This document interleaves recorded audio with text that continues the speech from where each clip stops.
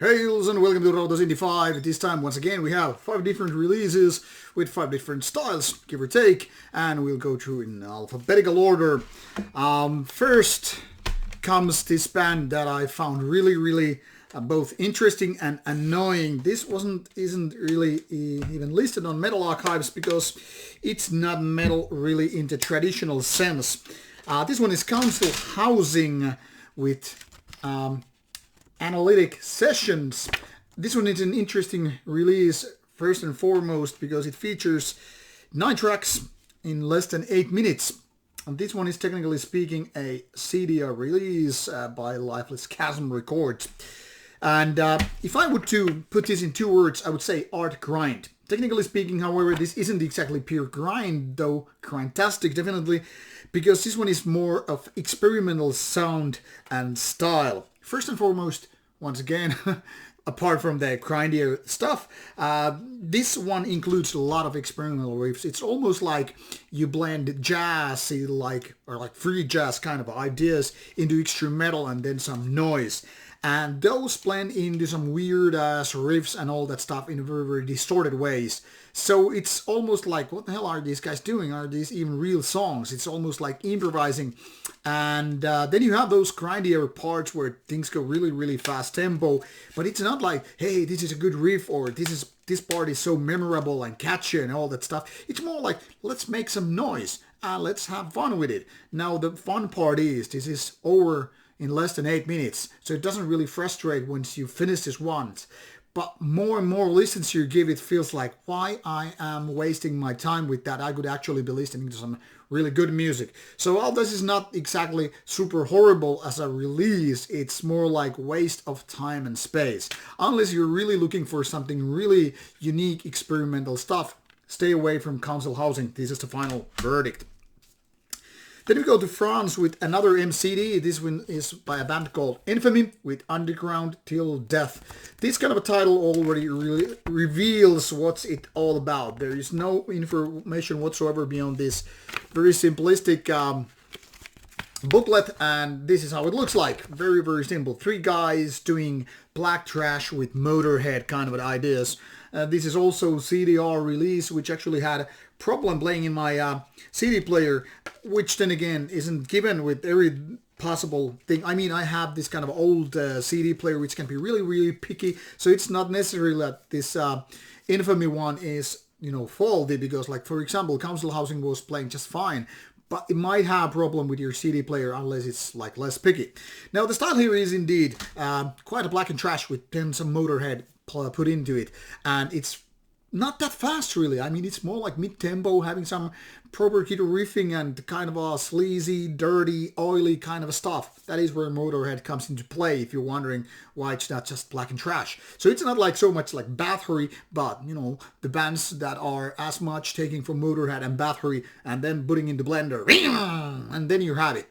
Simple, very good, I guess, for drinking beer, but it's not like, okay, this is the next Sodom or Slayer or anything like that. More like, yep, good starter for a show or evening while you're having some vodka shots. Beyond that, well, not too much. Then we go in the very different direction with Lost in Grace, a 3rd album, Under the Surface. This 2021 release is almost 1 hour full of symphonic metal. Yes, very much the Nightwish way. I mean, listening to this felt like almost like turning me back some 20 years when Nightwish was still, taking its, not exactly first steps, but evolving and developing the sound and figuring out what they want to be and beyond, becoming one of those big arena names. This is very much like Nightwish some 20 years ago, give or take. First and foremost, I don't know why I keep saying that today. This one sounds really done, produced. I mean, it sounds powerful and all the instruments are wow, nicely. They have I think 3 different vocalists, male and 2 female and all that stuff. They have these kind of orchestrated parts, heavy guitar riffing, proper drum pounding and all that stuff. And so everything is very symphonic and it's very orchestrated. It's more like soundtrack stuff. There are lots of really good ideas. Those female vocalists do wonderful job. They sound nice. They have a great sound. Now, one thing that puzzles me, I have to pause for a little bit. I don't know why this guy decided to do, like, hey, let's make ourselves look like a bunch of black metal guys with hoods and corpse paints. I mean, yes, I understand if you're taking your ideas from Dimmu Borgir in a more symphonic ways, like Ionian album. But apart from that, there is nothing the indication of, of black metal. Yet these guys, when I was looking for the promo shots and all that stuff, they look like a bunch of, some kind of later on melodic black metal band with, corpse paints and hoods and all that stuff. And then they have these Heilung looking gals like, okay, you're going to do folk black metal or whatever. No, you're symphonic metal. But instead of doing this kind of a basic, I don't know, Nightwish or Evanescence or whatever female driven or fronted metal bands, let's half black metal band, or more like 2/3 of a black metal band, and then these Heilung girls. But the music is quite different. So indeed, it's quite Nightwish-like. Lots of orchestrated parts, lots of cool riffs here and there, majestic sound and all that stuff. But every now and then, it's almost like, why? Why are you doing this some 1999 or 2002 kind of a Nightwish stuff when it feels like a little bit passé? Some of these parts are almost like a little bit cringy. I don't mean that as a bad, but I know it sounds bad. The thing here is it feels like a little bit awkward. Like, why are you trying to sound so bad like 1990s or early 2000s never went away? I mean, Therion, Nightwish, Dimmu Borgir, whatever the symphonic bands, extreme or not, they have so much evolved with the sound and all that massive sound style. But I mean, overall it's pretty good, especially if you're coming from Nightwish fan base. I guess that album is definitely worth listening to. I found a lot of good moments in that one. It's just a little bit, bumpy road, I guess. Then we have another band from Finland, Mask of Satan, underneath the Mire. This is, if I recall correctly, the second album by the band, also 2021. And while the name and style of graphics here might lead you to black metal, this is actually old school death metal. Pretty traditional, kind of darker and growly vocals, quite deep and powerful, mind you.